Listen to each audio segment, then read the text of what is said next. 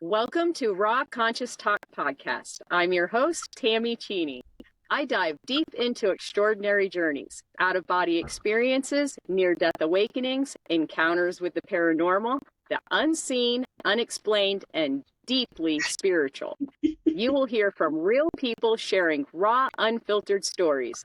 Settle in, get ready for a conversation that might shift your consciousness. Today, guest, I have Barbara Gail. She is a spiritual medium, a channel, a Reiki master, and the author of The Immense Release. Welcome, Barbara. Hi there. It's good to be here with you. And if you're wondering what I'm doing, my 117-pound German Shepherd just now had to come over to say hi. That is quite okay. Probably because she heard your voice and she's like, who's with my mom? What's going on? Does she need me? She's always on high alert. So, hi, it's good to be here with you, Tammy. Thank you. Thank you. All righty. So, I'm going to go ahead and give you the floor. If you want to tell the guest a little bit more about yourself, however you want to start, I'm giving you the floor. All righty, thank you. And I realize many of you may not know who I am. I get creative each time, like, well, what should I emphasize this time? So I'm just going to emphasize the miracle of God, that I'm just the way God created me, and that's it. I took a lot of healing courses, like Tammy introduced me as a Reiki master, an advanced psyche facilitator, Chinese energetic techniques. I had lots and lots of certifications. But what I have found is that all the energy that comes to me and through me is from the universal source, from the divine consciousness, creator, light, whatever word you want to use. So in my case, I feel that the certifications, all the classes gave me the confidence to go ahead and allow the miracles to come to me and through me. As far as being a direct channel and a spiritual medium, nobody taught me how to do that. I was born that way. At 3 years old, Mom said I started talking about my life on Jupiter. Then got just a little bit older and told my grandmother about the relatives of ours who had passed and named them. And she was pretty upset because she said I couldn't know that. So, I thought my first impression is don't do this. Don't tell people anything. They're going to get upset with you. But then it turned out I had life-saving information from my parents, literally life-saving information. And that gave them a different spin on things, that made them kind of go, my God. And then I found lost animals. So it all worked out. It worked out. And my work, I went into the regular work field. I mean, I was in watch and jewelry repair, and I was in the dental field, and no matter what I did, I was always helping people. But my spiritual life, I would attend meditation groups is the word I'm looking for, meditation groups, and different things got around. People heard about what I could do, and then my spiritual life became my vocation. The first time I ever did any channeling, I was in a meditation group, and for me, I thought I fell asleep. And when I opened my eyes, everybody was like this, sitting there staring at me, and I turned to my boyfriend at the time and said, did I fall asleep? Was I snoring? Oh my God, what happened? And he said, no. Like, no, you wouldn't believe it. You gave everybody accurate readings and messages and everything that was said, but it didn't sound like you. And there was this light around you. It didn't even hardly look like you. That was the first time I'd ever channeled, and at least that I knew of. And I was really scared. Yeah. And as far as the healing abilities in California, I was part of a group where a registered nurse she called it universal healing, and she was teaching us how to use energy. And then there was a study when we got finished on the last day where they had us in the hospital because, as I said, she was a registered nurse. This was in Chicago. No, this was in California. I'm sorry. And the direct channeling was in Chicago. Okay. I have had too many experiences already, and trying to keep all in order. But in Patsy's class, Universal Healing, what they did in the hospital was they brought patients in on gurneys. And we didn't know what was wrong with the patient. We were just to go up and do whatever we did. And the room was filled with doctors, surgeons, nurses. And I had to just block everybody out. And I went up to this woman when it was my turn. And I remember I just closed my eyes and I brought in the energies. And suddenly she starts screaming and crying. And I opened my eyes, and Patsy just kind of like, back away. Patsy wasn't worried, but everybody in the room was worried. And the woman who was crying and screaming stopped, and she said, "You don't understand. You don't understand." And she said she had scoliosis of her back, and she had never, ever been able to lie flat. She couldn't lay flat no matter what, ever, her whole life. And this woman was probably in her 30s. And here she was, by the grace of God, lying flat on the table. And all the doctors Wow. stood up and nurses. I didn't do any healing for people for years after that, Tammy. It scared the heck out of me is what it did, because they wanted to do some tests on me, hook me up to electrodes, see what my brain was doing. And I thought, no, no, no, no, no. And if they knew about me talking to dead people, I don't think so. I didn't want to be sent to Siberia or something, because this was a long time ago. It wasn't much of a topic then. So everything I do by the grace of God, and that's where all the credit goes. My near-death experiences, there were several. And I remember somebody once said, "Boy, you must not be completely baked because they just keep sending you back." Right? Yeah, Now I really. knew about two of them. I knew about two of them. Now you've had multiple, more than two? Yeah, I did. The first time was in 1988, where I actually died.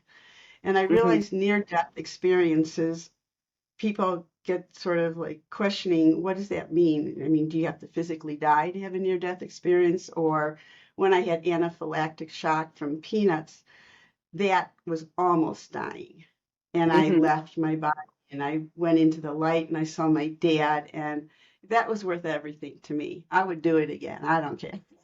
But the first time I had a massive heart attack. I'd been born with a heart condition, and it wasn't repaired till 1992, I think, surgically repaired. So my whole life up until then, I'd had it. And that time I actually physically died from a massive heart attack. And that time I didn't see my dad, but I saw Christ, and that was good. I was pretty happy with that. But at that time, he said to me, "Are you coming with me?" And I said, "No, I can't. I can't leave my child." And that's, of course, why I came back. But it shows us that sometimes we have a choice and sometimes we don't have a choice. When I saw my dad, I did not want to come back. And Hmm. my dad kind of like this, "No, no." And recently, March of this year, so March 2025, I went into the hospital for an outpatient procedure. And you just don't always anticipate what might come of an outpatient procedure. And I was floating up somewhere, wherever I was, by the ceiling or in the light. And I saw the nurses running and screaming and saying, "Get the anesthesiologist. She's not breathing." And I didn't care. I just didn't care. And I saw this man, this very, very tall man, very tall, very slender. And he told me to come with him, and I did. And his name was Creighton, and he took me to Venus.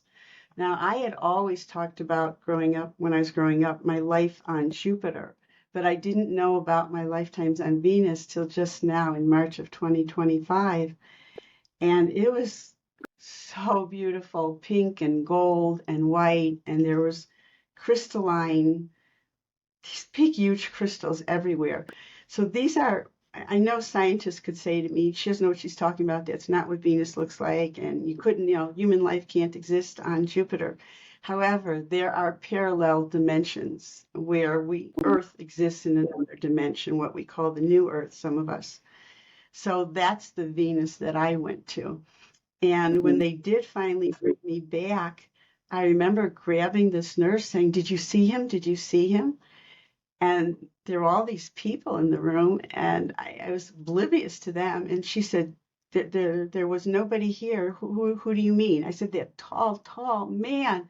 No, no, there's nobody here like that. Yes, yes. And then I looked, and there he was. And I said, there, right there he is. And they're all like, she's out of it. She's, she's not Right. doing well. Yeah, get her more oxygen, whatever they did. I don't remember. So near-death experiences, they didn't give me my abilities, but they gave me more experiences, getting to see Mhm. my dad again, having conversations and communications with Christ, which I do normally, but I got to tell you, I enjoyed my near-death experiences. Um, there's a Facebook page called Near Death Experiences. And I've read so many of their postings, and I'm always sad for the people who say they didn't see light, or they were scared, or they don't remember anything, nothing happened to them. Because mine were always in three-dimensional real life happening. And Mhm. what I do want to say to near-death experiencers is you don't necessarily remember everything that happened right away. You will remember it as you need the information. So please know that that's how it works sometimes. I'm just used to it. I'm used to being in the realms of light. I'm used to communicating with people, and not just people who died. I was working with a woman whose mom had been comatose for a couple weeks, and she called me, and I was heading out to an annual eye doctor appointment. She says, "Is there anything you can do? Can you please try to find out? Mom's been hanging on. She's in a coma. This is agonizing." And I said, "Of course, I'll do what I can." I looked at the clock and thought, well, I've got this much time, but I'll do it. And so her mother started talking to me immediately, and I gave her daughter all these messages. And then this is so incredible. After giving her daughter all these messages, at one point I said to her, I said, "Carrie, please don't touch your mom's head. She doesn't like it. It doesn't feel good." And Carrie screamed and said, "Oh my God, I just put my hand on her forehead and started to rub her head. Oh my God." And so that's the proof, that a person needs that. Yes, they're really communicating with me. And then I gave a few more messages from her mom, and then her mom, oh my God, she turns her attention to me and says, "Honey, thank you so much for doing this for me, but don't you have to go? Don't you have to be somewhere?" Can you imagine how I felt? I mean, and I said, "Carrie, your mom knows I have a doctor appointment, an eye doctor checkup, and I've got just 20 minutes to get there. Oh my God, I've got to go." And I was like, how is this happening? Because she was communicating with me about me and my appointment. So I was driving to the eye doctor. When I got out, there was a message waiting from Carrie saying, "I've got to tell you, 10 minutes after we got off the phone, Mom passed." So Wow. I've done this before with people who are passing. I could go on and on just talking about the people that I have given messages from who were going to pass, and then after they got their messages expressed, they were free to go. So, okay, thank you. Guidance is wanting me to share one more thing. One of the pieces that's so important to remember after someone passes, because sometimes we're really left with bad feelings, and harsh memories, and we never forgive that person. But that person is not the same person after they've crossed over. They have to feel what they made you feel. And the intention is not as a punishment, but it's as a, this is what you did. And in my own life, okay, I'll use my own life as an example. My grandfather had sexually abused me when I was a child. And after he passed, I could feel him, but I would ignore him. I wouldn't have anything to do with him. And many Mhm. years later, I heard about this woman who was a spiritual medium. And so I went to see her. And the first thing she said when I walked in her house was, "Your grandfather's here." And I had some choice words I won't repeat here. and that I did not want to talk to him. And I could hardly believe what she said. She says, "Well, be that as it may, your grandfather received a special dispensation from God to come because he wanted to apologize to you, to tell you how much he regrets what he did, and to beg your forgiveness because he has refused to go on to progress any further until you forgive him." That was when I found out Wow. a lot about how we are affected by what we do when we cross over into the light. So, for all the people who are saying, "Oh my God, there's no justice in this world," if Hmm. justice is not handled here, I promise you it's handled in the light. Thank you. Guidance wanted me to bring that up. So, we do a lot of That was for me, things to our. Barbara Gail. Just so you know, that was for Oh, me. Because I'm. we just found out that my mom passed away last 4th of July, and we weren't told. None of the family was told. She was in a government type nursing home where she was like locked in, where she couldn't leave freely, and you had to go through a social worker. But we just found out that my mom passed away probably about 3 weeks ago, and my mom You and want? I. Can you just, Mom? You just say her first name? You're gonna love Do you this one. mind saying? Her name's Barbara also. I kept hearing Barbara, and I thought, "What? Who's talking to me?" I'm going, Hmm. "What is that?" Oh my Hmm. God! It was your mom. Okay. Okay. All right. I don't want to give you a reading in public, so to speak. So if you want, I'll give you the message afterwards from your mom. Yes, absolutely. I'm going to write it down while you're talking. Go ahead. Oh, Yes. so it helps you. Yeah. Yeah, so I was just saying that she had passed away, and I've had one visitation from her where it was, and it's only been one, where I felt that she was in unconditional love. And somebody had recently written a message, and I said, "Oh, my mom's a much better person now that she's on the other side," because it was just Um, such a peaceful, unconditional, loving message. Like, it yeah. wasn't even like a message, it was just a feeling. Yeah. Your mom is the vibration she's in is turquoise. It's all Hmm. turquoise. Everything is turquoise. And that's really very healing. It's very I'm just going to say healing on all levels. So Hmm. that's Hmm. the realm that she's in right now. Okay. That's beautiful. Thank you. Glad. Well, since we're talking about communicating on the other side, I know there's also a lot of pain when we lose one of our loved ones in the four-legged realm or the birds, or any critter that we have, drawn close to and love. And I always get people who call for readings who want to talk to their pets.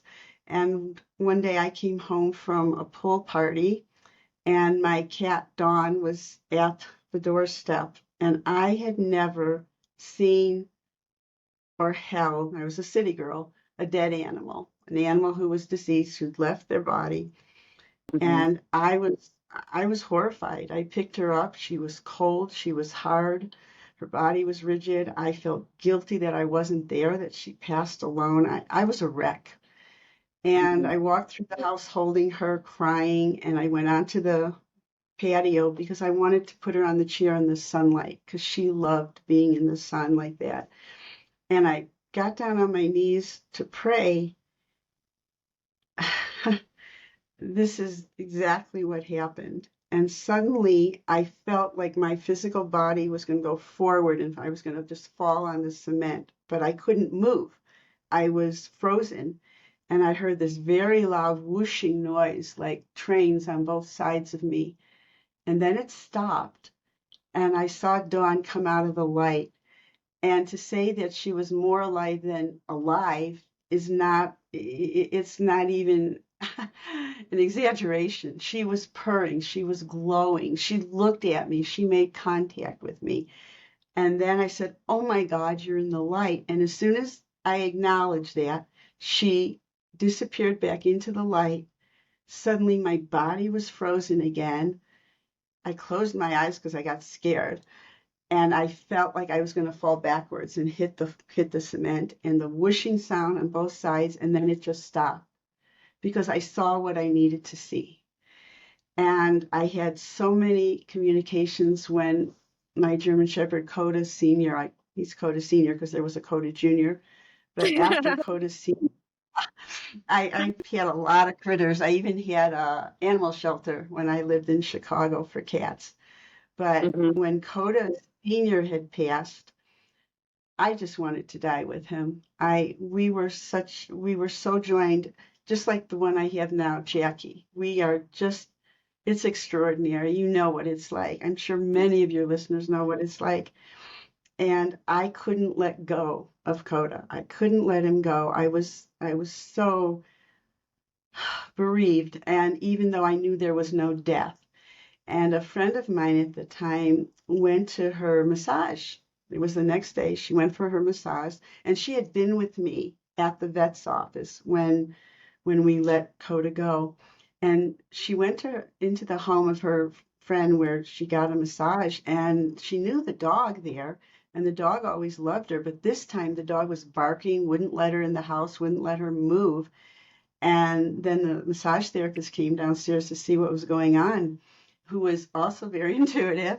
And she said, "Sarah, there's a dog that just came in with you. Is there a dog that you know that just passed?" And Sarah said, "Yes, I was with my friend yesterday at the vet. Her dog passed." And she said, "I'm getting chills." She said, "You've got to tell her to let him go, that she has to stop crying over him. And he'll be fine. He Aw. is fine. But he can't go on. He won't let himself go on until she stops crying." So Wow.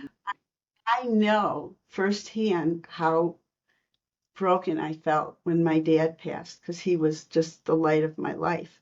But my dad appeared in front of me the night of his passing.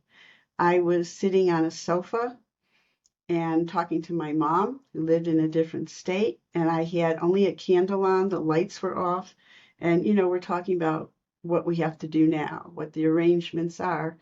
And suddenly there's my dad standing right in front of me, and he's blazing with light. And I've got these bangs on my forehead. He never liked it. He always said, "Get that hair off your face so I can see your face."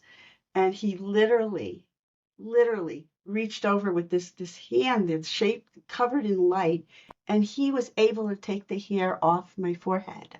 Wow. It was amazing. Then he started telling me about him and mom when they were in high school. Stories us kids never heard those stories. And everything I said to mom, she's screaming, she's crying. "Oh my God." She said, "That's the green dress my mother made for me," because he was talking about how beautiful she looked in her green dress at the prom. So I think I'm sharing all this because people are so upset right now and stuck in their bodies, their physical bodies. And the body's important for the vehicle for which we're expressing and experiencing this realm, but the body needs the soul to live. The soul does not need the body to live. The soul is the part that's immortal. And Mhm. I will add, thank you, guidance is telling me to add this. My dad was cremated. And I know there are many religions and many belief systems that if you're cremated, then you can't appear before God and, you can't anything. Not true. Literally, the very night of my dad's passing, he appeared in front of me and he was cremated. So no, Wow. I don't mean any disrespect to anybody's religion. Um, when I've been in the realms of light, speaking of religion, the only religion I've seen there is love, compassion, mercy. That's Mhm. it. Those are Mhm. if you've got to use religion, it's love, compassion, and mercy. And Mhm. Mother Brini, Jesus Christ, Padre Pio, I saw Archangel Michael for only 1 minute, or seconds, but I saw and spoke with Mother Cabrini like 4 decades after her passing. And even though she appeared the same way she was in her physical body, I know she's beyond religion. Mhm. So again, no disrespect to anybody. Christ, the oh, I can't even count how many times I've seen him, talked to him, how many times he's helped me. No religion. He's never I expressed have a that. special relationship with Jesus as well, and also Mary, the mother of Jesus. Yeah. Well, Yes.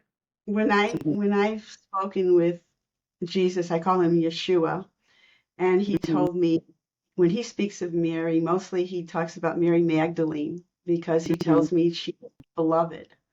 Mhm. And that's another whole story of teaching about Mhm. what he has told me, but he has worked miracles in my life, as many, many of the ascended masters have. And I'm not even sure why. You know, it must have been what everything I've done in past lives, but they did tell me I did not have to come back this time. I came in because I just wanted to help. I wanted to be of service. But sometimes people think when they come in as a light worker, it's going to be all light and fluffy love, and it's exactly the Mhm. opposite. Mhm. So for those of you, because I had another client I did a reading for who's just been suffering terribly with health issues and so many problems, it doesn't mean you're being punished. It doesn't mean you did anything wrong or bad. More often than not, when I've done readings for people, I see that they're light workers because light workers go where there's darkness to bring light.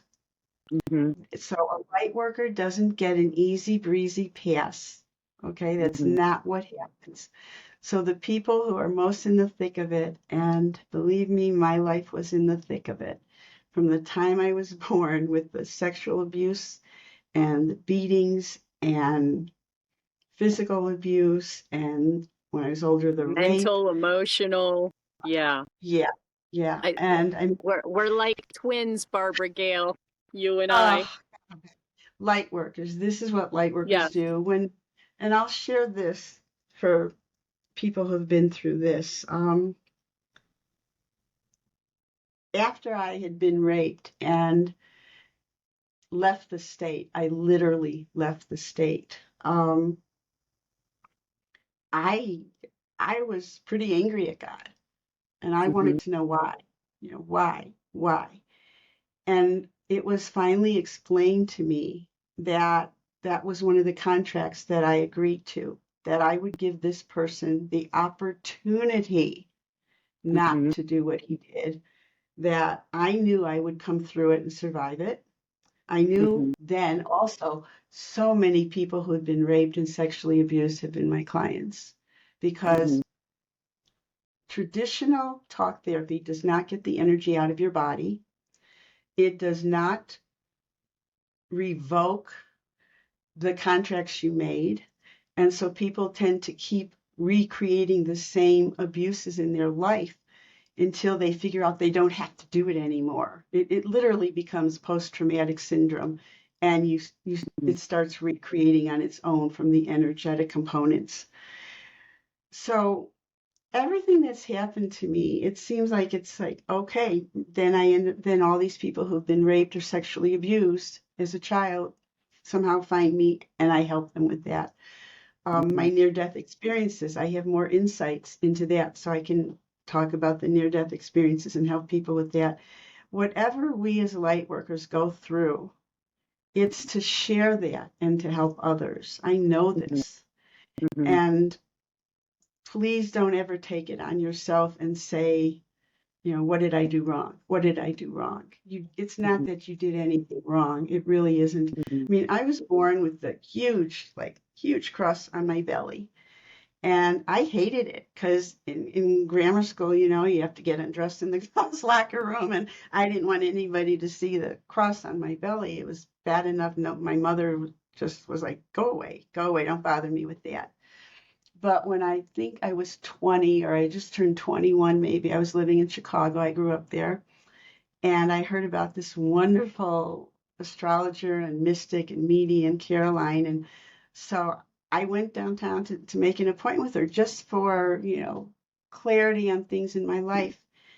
And I walked into her office. It was a beautiful office, and the secretary greeted me. And I was about to sit down, but Caroline came out of this door, and I knew it must be her. But she grabbed her heart and she goes, "Oh my God, I'm so honored to meet you. Christ walks in with you." Well, I thought she was nuts. Even though I'd been Christ all my life, I knew I was always talking with him, but give me a break. This is a little over the top lady, right? And then she told me, she said, "He left you a mark on your body to remind you to do his work." That was it. I broke out in Wow. tears. And I started unzipping my pants and pulling up my blouse to show her. And she rushed over to me. She says, "No, no, no, don't get undressed. I believe you. I believe you. I've already seen it. He showed it to me." So it wasn't until I was like 21, I think I was 21 when I met her, that I found out why that cross was on my stomach, because Jesus himself never told me why. Mhm, So we are really here to give each other information. And mhm, however we need it, it's going to come to you. If you mhm, really have that question, it's going to show up. mhm. Yeah. For me, in my situation, when I had been raped, God was actually my rescuer. None of what I ever went through did I ever blame God ever. I don't, it was not even a thought in my mind. God was the one that carried me through everything that I went through. And Yeah. so, Yeah. I mhm, want to be clear. I didn't blame God for it happening. I mhm. I was angry that God didn't stop it or prevent it. I mean, Oh, okay. I, I had many miracles in my life. I mean, when Mhm, I was home and I had fallen and I couldn't get back up. My knee had locked up. I'd been sitting in the closet too long, cleaning the closet, and couldn't, when I tried to get up, my knee wouldn't straighten out, and I landed flat on my back on the floor. mhm, And I couldn't even talk. I couldn't catch my breath. And I remember looking over to the side, and there's the phone. What am I going to mhm, do? So silently, I'm screaming, "God, help me." And suddenly I see this hand of white light comes mhm, and lands on my knee, and my knee straightens out. I'm perfectly fine, like nothing happened.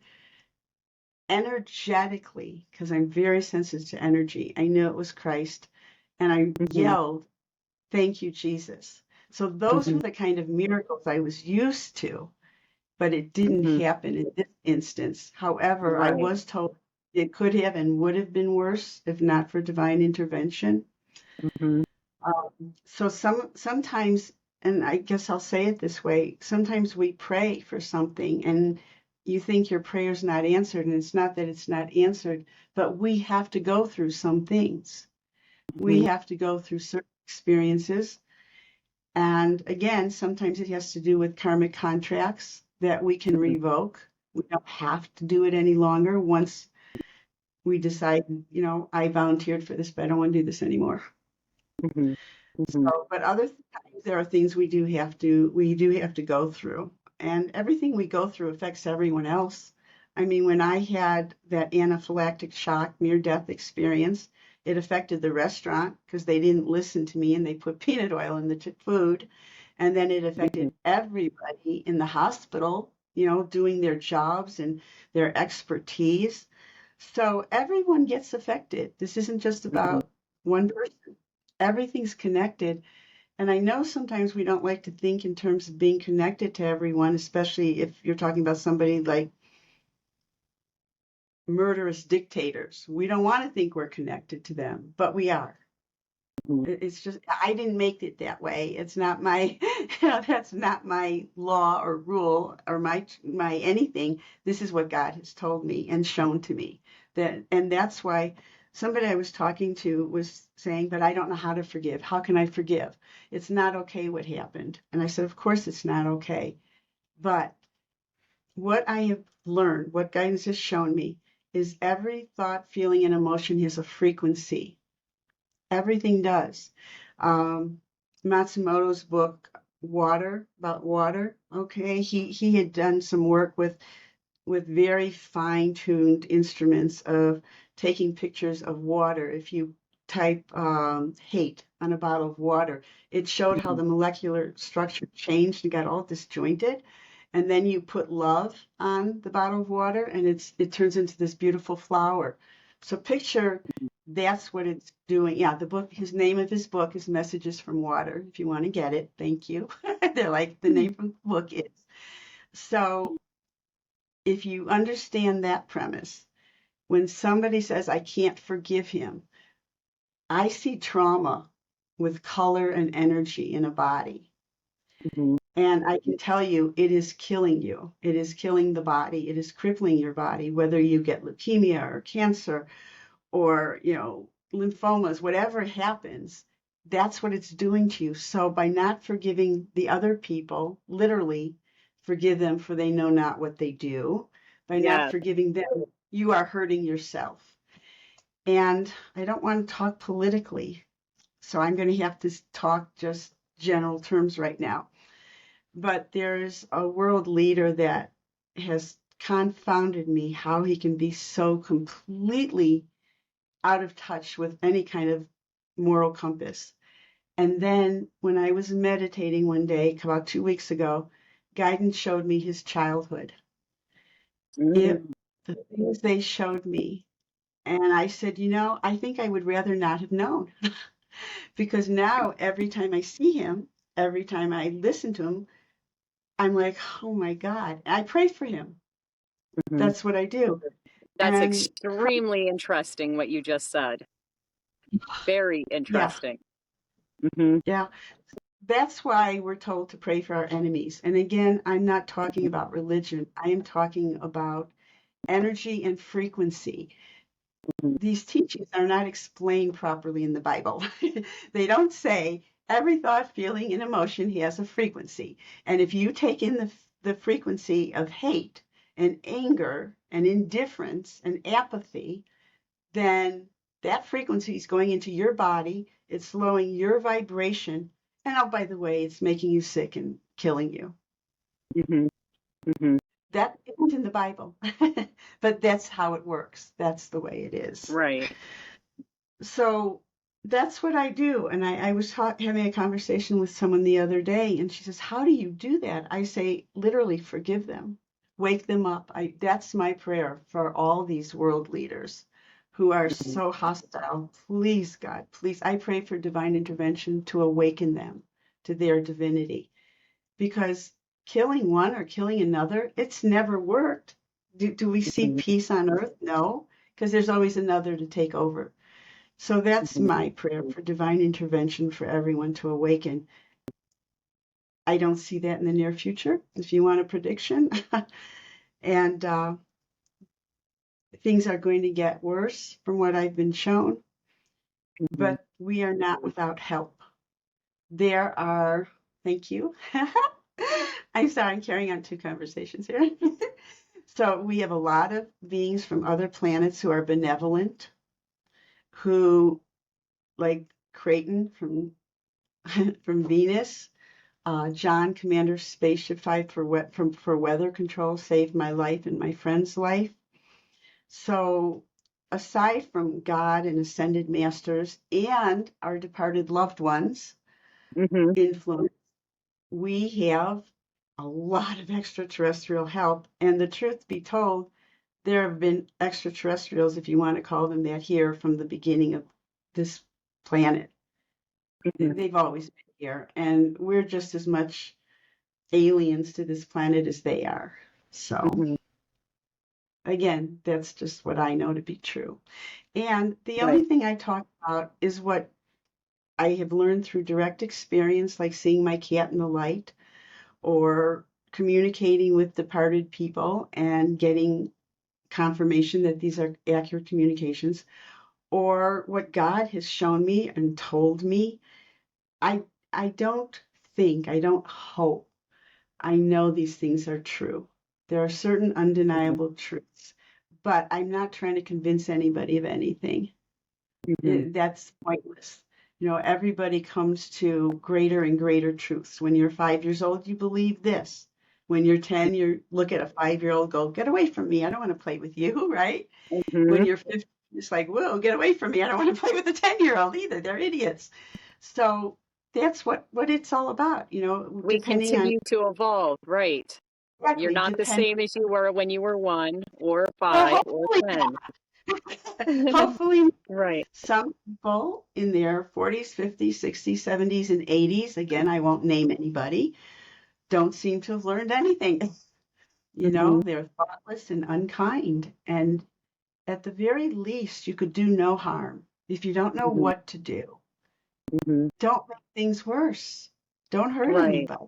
At the very least, Right. you know, yeah. Now, Barbara, I would absolutely love, because I've heard just a tidbit about it, but I'd absolutely love for you to go on to go into the information that you've been given about the unborn babies.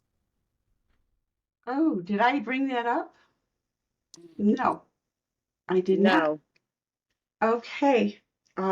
I have worked with many, many women. I volunteered at a battered women's shelter as well, who have had abortions or their babies, for whatever reason, died in the womb Mhm. or a sudden death syndrome. Um, and especially though when the baby passes in the womb, whether it's from an abortion or from natural causes, the guilt that people carry is Mhm. astronomical. It is phenomenal. And I too had an unborn child. And I blamed myself because we always think it's our fault. And even if it's our choice, tend to blame ourselves. The law is blaming women and even wants to imprison women. Mhm. So, what I want to share with you, it was about, let's see, let me get this right.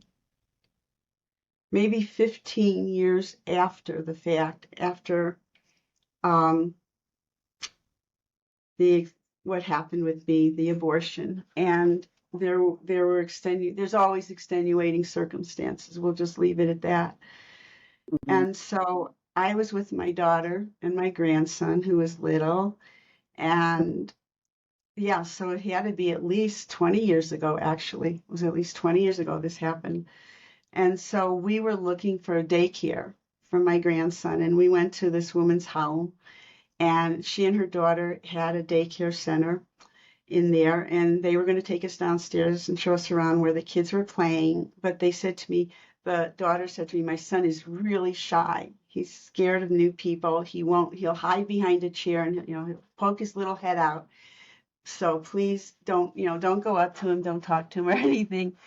Mhm. And if he feels comfortable enough, he'll come out and play with the kids, but he won't come up to you. I said, okay, we won't say anything to him. So we go Mhm. downstairs, all the kids are playing, and suddenly this little boy comes out from hiding behind the chair, screaming, Mommy, Mommy, Mommy, where have you been? I missed you, I missed you, I love you. And he rushes over and grabs my legs. Now, Wow.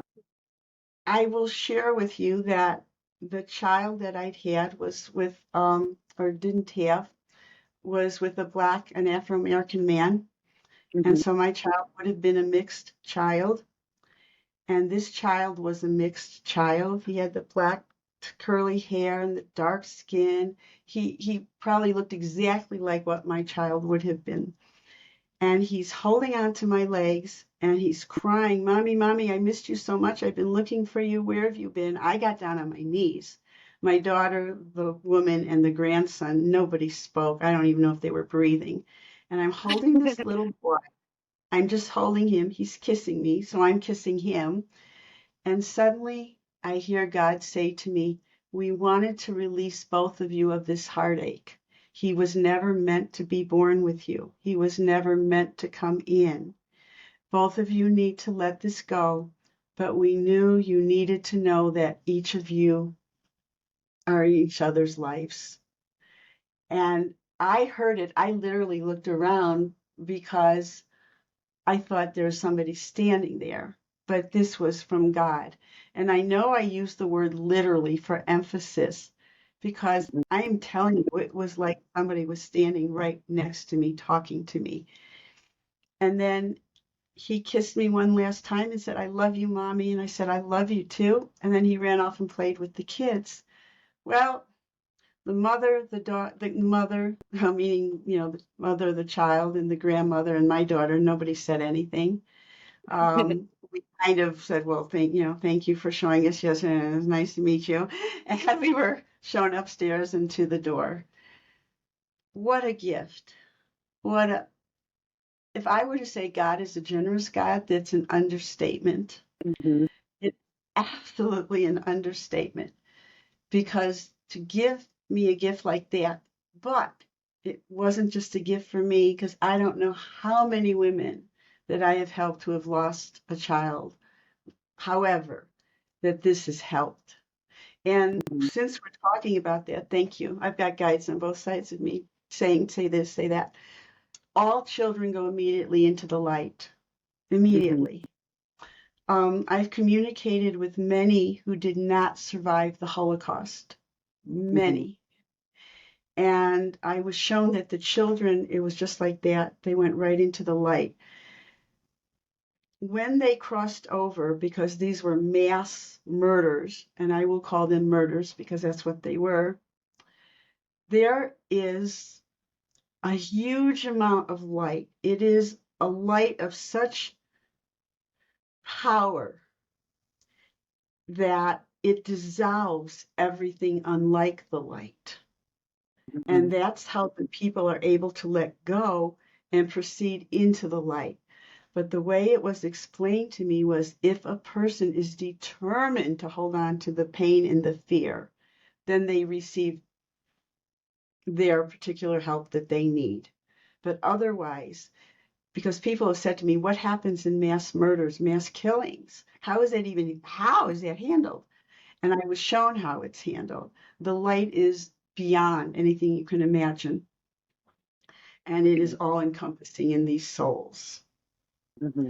So that is how they passed into the light from mass killings, which grievously are happening still in schools where innocent children are, and countries. Mm-hmm. Yeah, Wow, that's beautiful. Mm-hmm. it is beautiful. It is. I don't know how many of your listeners are familiar with Kuan Yin. Are you familiar with Kuan Yin? Mm-hmm. No, she is. She's like Christians would say, Mother Mary. Kuan Yin is a Buddhist goddess of compassion and mercy. Mm-hmm. And I'm going to show you something I have here, and you're going to go, "What is that?" This is a hand. You can't really make it out. I framed this about 15 years ago. This is a hand, and this is blood. Oh, Okay, wow. I have a statue of Kuan Yin, and I never believed, I was never one of the people who believed that statues give messages, that they come to life, that they talk to you. I am a seeing is believing kind of gal, I guess.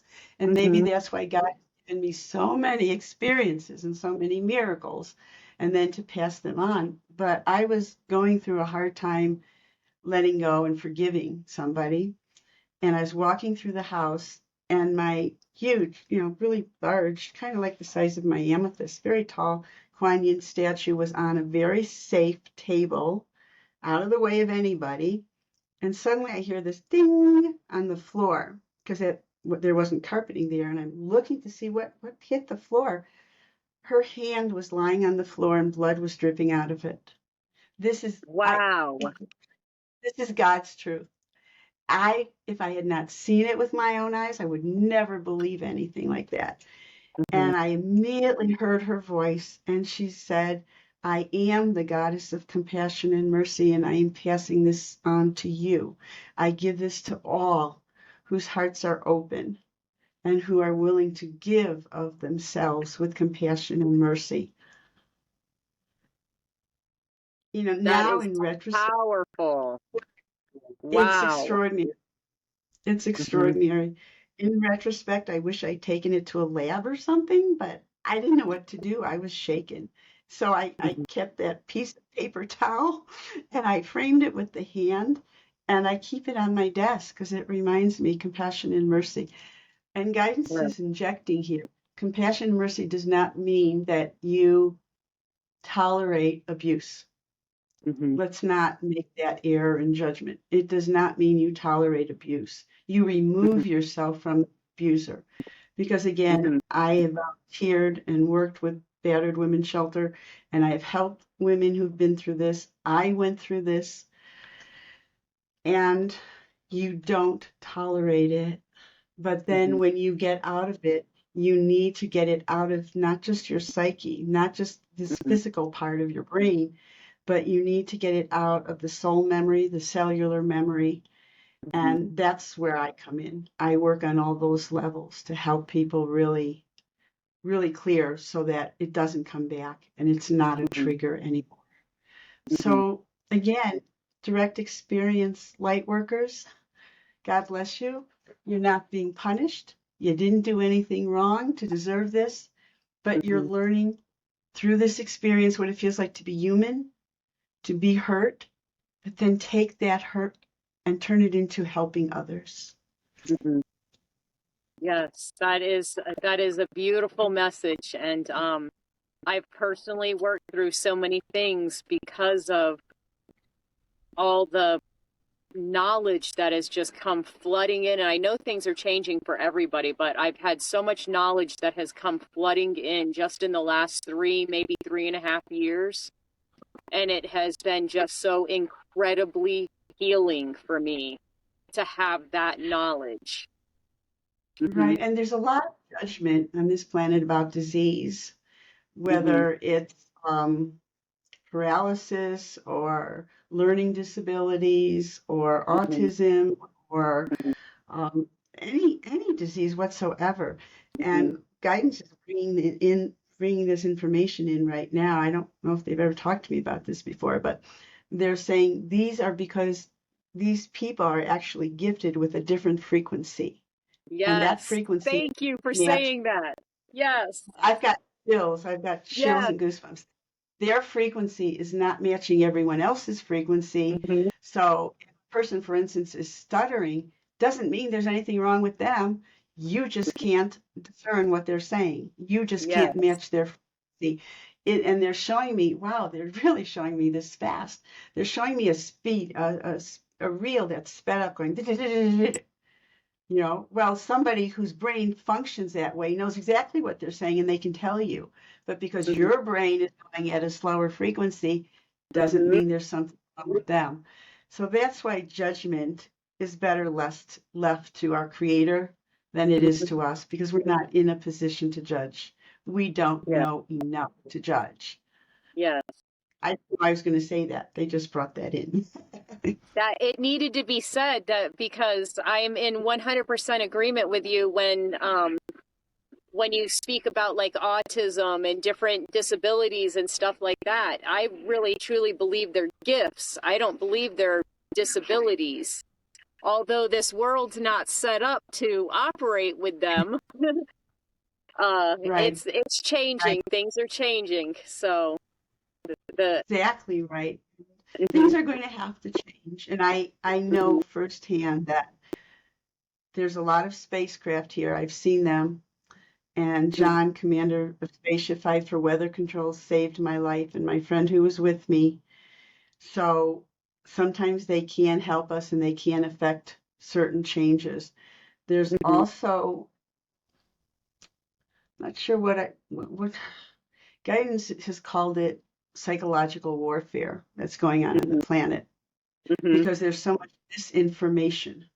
And to mhm, take people out of their discernment to get them to the point where they're so confused they don't know what the truth is anymore. So, meditation, and for those of you mhm, who don't believe that meditation is a miracle tool, I promise you it is, even if you think nothing is happening. Even if you just sit there for 5 minutes a day, then 20 minutes a day. I don't expect everybody to meditate like I have for 4 hours a day. But I will tell you, it was that 4 hours and everything, all the time that led up to it, Mm-hmm. that on October 18th, 1999, I was in God's presence. Mm-hmm. And that was the experience of my lifetime this time, even with all the miracles I've seen, that's at the top of my list. So I know my truths based on what I've seen. I know God is real. Is God a man or a woman or have a personality or a God of wrath? No, I know that's not true. God is energy, God is frequency and vibration, God is immense light. And Mm-hmm. when I was in God's presence, I'm not going to repeat all the things that God said to me, but they all happened. But of course, but God is such infinite intelligence and wisdom, it is beyond our comprehension. When I came back 4 hours later, I looked at the clock. I could hardly believe it was 4 hours, and I did not want to return. And I immediately started calling people. The first person I called was my mom. It was just like I was on automatic pilot. My mom picked up the phone immediately and said, I can't talk to you. I'm having a heart attack. And I said to her, no, you're not. You're having muscle spasms. Take 2 Advil. It's heat for 20 minutes, ice for 20 minutes. You'll be fine. And I went through a list of people. There was no premeditated thought. I literally was on automatic pilot that God put in me, a download, whatever you want to call it. And I just kept calling people, telling them information like that that they needed. I will tell you how secure I am that God is real, okay? I was driving down in Colorado with my dear, dear, dear best friend in the whole world. She has since passed on, so she's going to love me talking about this, maybe. And I was driving, and we were coming down from Estes Park. And I do really well going up mountains and winding roads. I just don't do well coming down, which Me is why neither. It scares me. I became a good at skiing because I would start to pick up speed, and as soon as I picked up speed, I go wham right on my bottom. Mm-hmm. You know? Mm-hmm. But I'm driving down this mountain, and suddenly I have this panic attack because I'm really close to the edge, and I can't do it.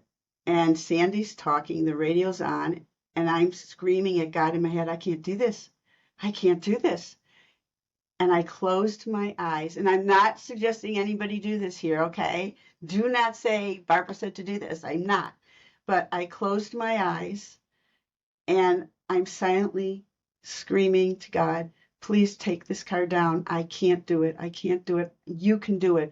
I'm putting this in your hands. God, please, please be behind the steering wheel. I can't do it. I know you're doing this, God. I know you're here. Well, I'm having this communication with God. God bless her. Sandy is screaming, open your eyes. You're going to kill us. You're going to kill us. Open your eyes. I her, and I don't know how long it took to get down that mountain, but I did not open my eyes. Okay. And I wish Sandy was here. She could tell you she was scared out of her wits. And Sandy worked for the DEA. Sandy was an expert marksmanship with a gun. Sandy was not anybody who frightened ever. I don't think I ever saw her afraid except for that one time. Mm-hmm. So the more you meditate and the more experience you have with the light, with angels, I've seen angels. Oh my God. They don't have wings, by the way. What they said to me is what people in the Bible and through all the stories have perceived. Oh, this is my angel, right? Have perceived as wings is their aura. What you're really seeing is their aura is behind Mm-hmm. them. And I was doing readings at this psychic fair years ago, and somebody had Carillion photography. Are you familiar with that? Mm-hmm. Okay, Carillion photography literally takes pictures of your aura, and Wow. your aura your aura changes. I remember doing readings for people at that psychic fair, and I would tell them what their aura was, and then they'd go have that auric reading, and then they came back and said, look, it looks like what you said. And I'm like, so what? You know, but the only thing I use it for is for when people are ill, because I can tell then what's going on. Mm-hmm. But when I'll just share when this gentleman took the picture of me with his Carillion camera, I was like nailed when he said what he did to me. He said, "Why are you lying to everyone?" And I'm like, I just felt like somebody just hit me in the gut. And I said, I'm sure I don't know what you're talking about. And he said, "Look at this picture. Look at this picture." And there was like a column of bright white light coming down that was literally sitting on my head and just went into me. He said, "You don't tell anybody it's from God. You never say the messages or information's from God. Why are you lying about that?" And I said, "I'm not lying about it, but who's going to believe me?" If I said, "Well, God is saying," or "God wants you to," right? That's before the book Conversations with God came out. Who's going to believe me? So I just normally say, "Well, they," your Mm-hmm. guides say, or they say, because I was too shy at the time. I'm not shy about it anymore. Not at Mm-hmm. all. I'll come right out with it and say, if this is directly from God, I will tell you. And if you can't handle it, then so be it. What can I Mm-hmm. say? And you I said don't. that you felt the energy, it would go through your head and then through your body, and then you would speak. Oh, I know. Yeah, I feel that when I do direct channeling, or like when I was giving you messages and guides here, and there's a guide there, and I'd say, "Oh my God, I'm getting chills. I'm getting electricity." I get all these different, when my Mm-hmm. eyes are closed and I'm direct channeling, when Mm-hmm. like right now, I'm conscious channeling, meaning Mm-hmm. I'm hearing what they're saying and I'm telling you. But when I'm direct channeling, and I leave my body like that first time I ever did it, and I'm not really present for this. I It's like when I meditate. At the end of my meditation, sometimes there's this big gold white light, and it's like a ball, and it opens up, and then out Mm-hmm. of that light, I see faces. Sometimes they're loved ones, sometimes I don't know who they are, they tell me. I see world predictions, world events. I get information, and then it closes up.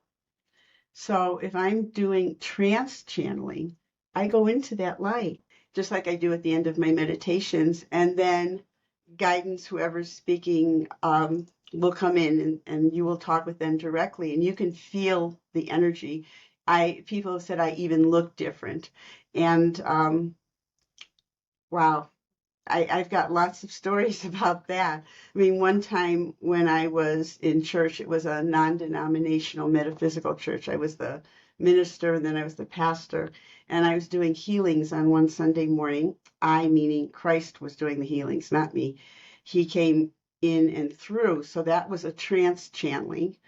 And afterwards, Joanne and Evelyn came up and they were chiding one another, saying, "See, I told you her eyes were brown." And I said, "Of course my eyes are brown." And they said, "Nope, when you were doing those healings on people and talking, your eyes were emerald green, really bright green." So Wow. I've heard that from a couple clients, well, not a couple, several clients, that when they're on the table and I've been working on them, their eyes are emerald green. My eyes, I'm sorry, are emerald green. I don't take a whole lot of credit for anything. It's there, but for the grace of God go I. So experiences that happen, you always will get your signs. Whatever you need, you'll get your signs.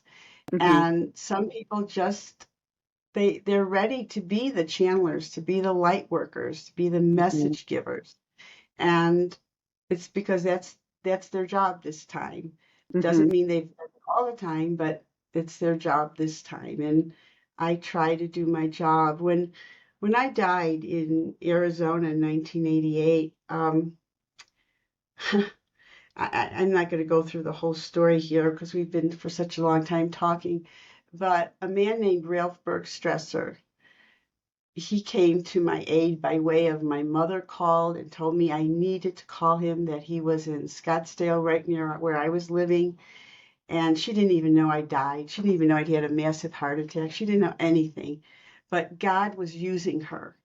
And so when you get these inclinations out of nowhere to do something, follow through. And especially, I mean, nothing that would harm anyone, obviously. I don't want to let my words be misused, but anything that is life supporting and life nurturing, follow through with it.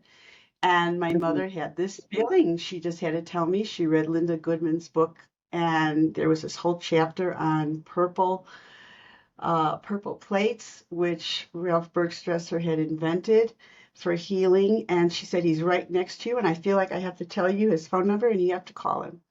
So one thing led to another. I mean, I couldn't drive, but it was because of Christ we got there. And he set me up all day. He set me up on electrodes and sitting in this chair, and his secretary took care of my daughter. And it was unbelievable, like something out of Star Wars, something so futuristic.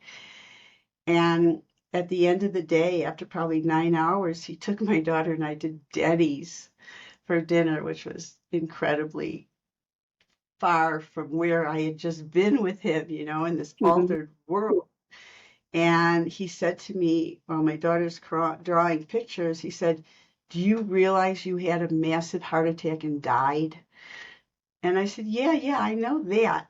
I said, "What I don't know is why did you stop everything and tell me to get there and help me? Why would you, and you won't take any money for it? Why would you spend all day helping a total stranger?" And he said, "Because when I got your message and all I heard, all he had heard was, hi, this is my name, this is my phone number. Someone, I didn't say my mom, someone told me to call you, so I am. I didn't know what to do." And Wow. he said, "My guide said to me immediately, she's a light worker. We need her to remain on the planet. You have to help her." And Wow. then he said, and I pray, I send blessings. Ralph has since crossed over, but I send blessings to Ralph Bergstresser all the time.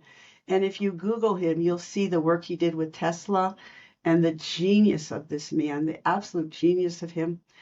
And when I asked him, "Why did you stop everything to help somebody you don't even know?"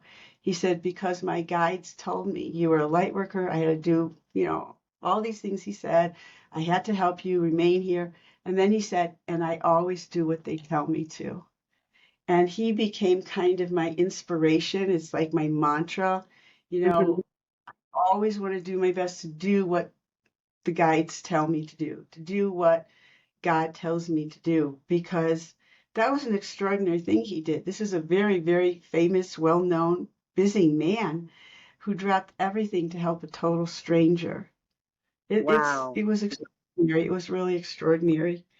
So at the risk of sounding, I don't know, naive, I want to be that person. I try every day to be that person in traffic, to be that person in the grocery store, to be that person who doesn't curse somebody out but says they must be having a really bad day or they would not be driving that way, Mhm. and I will put light all around, or I'll Reiki the car in front of me, that if they're absolutely determined to kill somebody, that they just contain it to themselves and they don't take anybody who's not supposed to go yet with them, which is a segue into, the truth be told, nobody leaves this planet until it's their time, no matter what it looks like. Thank you. Guidance just kind of like grabbed me like, hello, did you just say that? I apologize. Nobody, and if you've never been corrected by guides, it's an interesting feeling, but Mhm. nobody leaves unless it's sanctioned by the divine. Mhm. That being said, no such thing as suicide, Mhm. because I know people who, because of their religious affiliations, who took their lives, were not allowed to be buried in the church because they committed suicide. Mhm. And God has explained it to me. God explained in detail. They could not take their lives if I did not condone it. I brought you into this world, and I allow you to leave this world and to go on into the other realms, the other dimensions.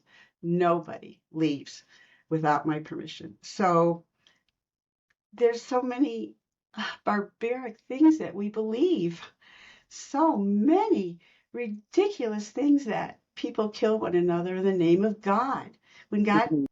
doesn't represent those things at all. We're Mhm. all God's children. Whether you like the people here or you hate the people there, they're all God's children. That's my story, and I'm sticking to it. Barbara Gail, that was a powerful message. That was a powerful message. And I can tell you right now that Jesus has given me the same message too. The same message that, I know that I've driven in traffic like a maniac trying to get somewhere. Way back in the day, I don't drive more than 50, 55 miles an hour now, but back in the day, and probably cut people off. So now when I see that activity go on, I'm like, yeah, they must be in a hurry. I think in my head, they must be in a hurry like I used to be. And I wasn't any Yes. different back in the day. And I look at things completely different now. And that's a Well, powerful message. Hmm. yeah, I'll tell you in closing, in my Hmm. book, this is my book, it's on Amazon, The Immense Release. Hmm. There is a directive, literally a directive from God, how to detour negativity. Hmm. It is a form, and if the world would adopt this, we wouldn't need guns. We would not need to go to war. Hmm. There's so much joy in this book, The Immense Release. There's so much joy, so much hope, and Hmm. 70 validations for my communications with somebody who departed. 70 of my statements were validated by their biographer.